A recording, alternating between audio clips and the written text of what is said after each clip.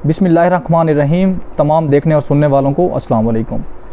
मुल्क में जो आइनी और सियासी बहरान चल रहा है उस हवाले से बात करेंगे, लेकिन हम ज़्यादा कवर अप करेंगे जो हमारा आइनी बहरान चल रहा है उस हवाले से हमारा आइन क्या कहता है और लॉ क्या कहता है।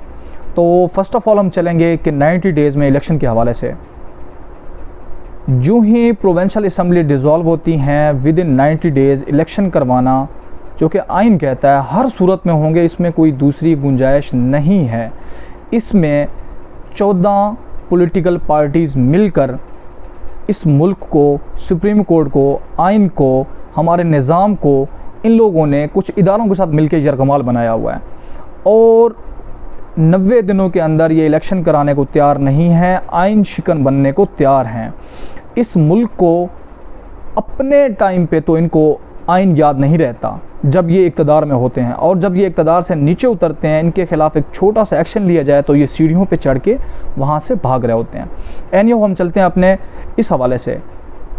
प्रोविंशियल जो सूबाई असम्बलियाँ डिज़ोल्व होती हैं 90 दिन के अंदर इलेक्शन कराना हर सूरत में ज़रूरी है, इस पर कोई दूसरी बात नहीं हो सकती।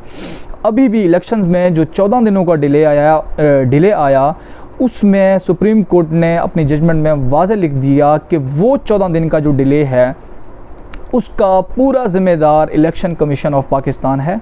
चूँकि इलेक्शन कमीशन ऑफ पाकिस्तान ने इलेक्शन से पहले जो 12 प्रोसेस पूरे करने होते हैं वो 12 प्रोसेस बहुत इनके पास कम टाइम था, इन्होंने पूरे नहीं किए, जिसकी वजह से आइन को तोड़ा गया, आइन को पामाल किया गया। इस मुल्क को गैर आइनी बनाने के चक्करों में ये लोग लगे पड़े हैं, जिसमें इलेक्शन कमीशन है और हमारी पार्लियामेंट भी इस चीज़ में इन्वॉल्व हुई है।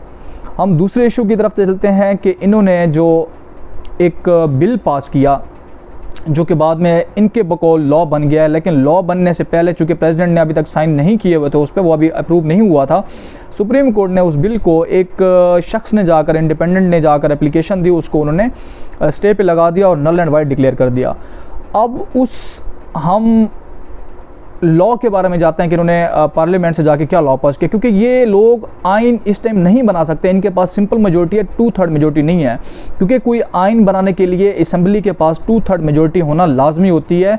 इन 14 पार्टियों के पास सिर्फ इस टाइम सिंपल मेजोरिटी है, जिसकी वजह से ये लोगों ने लॉ पास किया। अब इन्होंने लॉ पास किया, उसमें ये लिखा इन्होंने रूल्स एंड रेगुलेशंस के, सुप्रीम कोर्ट किस तरह अपने रूल्स एंड रेगुलेशन बनाएगी, ये भी इन्होंने गैर कानूनी एक काम किया। वजह आर्टिकल 191 में क्लियर करके लिखा हुआ है कि सुप्रीम कोर्ट अपने रूल्स एंड रेगुलेशंस खुद बनाएगी। अब इन्होंने ये आइन में लिखा हुआ है, इन्होंने बना दिया एक लॉ। अब आप ही मुझे बता दें कि लॉ की हैसियत ज़्यादा होगी या आइन की हैसियत ज़्यादा होगी? जाहिर सी बात है, हर एक अक्ल रखने वाले को पता होगा कि हमारा आइन सुप्रीम है और आइन की ही कदर करनी पड़ेगी। लॉ तो फिर भी ये लोग आए गए तोड़ते रहते हैं, लेकिन आइन किसी सूरत में भी नहीं तोड़ा जा सकता है। तीसरी बात जो हम बात करेंगे वो 184 के हवाले से बात करेंगे। 184 में क्लियर लिखा हुआ है कि 184 की जो अथॉरिटीज़ हैं वो सुप्रीम कोर्ट के पास हैं। सुप्रीम कोर्ट का मतलब सिर्फ चीफ जस्टिस नहीं होता, लिहाजा जो भी बेंच 3, 4 या 5 का बेंच बनाते हैं वो ही ले सकते हैं, लेकिन इस चीज़ पे हमें कोई एतराज़ नहीं है, ना ही किसी और को एतराज़ हो सकता है। 184 आर्टिकल में ये क्लियर लिखा हुआ है, ये इस्तेहकाक, ये अथॉरिटी, ये जुरिस्डिक्शन जो है ना सिर्फ और सिर्फ सुप्रीम कोर्ट के पास है। उस सुप्रीम कोर्ट में जितने भी एक बेंच बनता है, एक सुप्रीम कोर्ट लेता है, चीफ जस्टिस साहब लेते हैं, लेकिन चीफ जस्टिस साहब के हवाले से 184 जो ये सोमोटो का पावर लेते हैं वो चीफ जस्टिस के पास नहीं है। थैंक यू सो मच, अपना ख्याल रखिएगा, अल्लाह हाफिज़।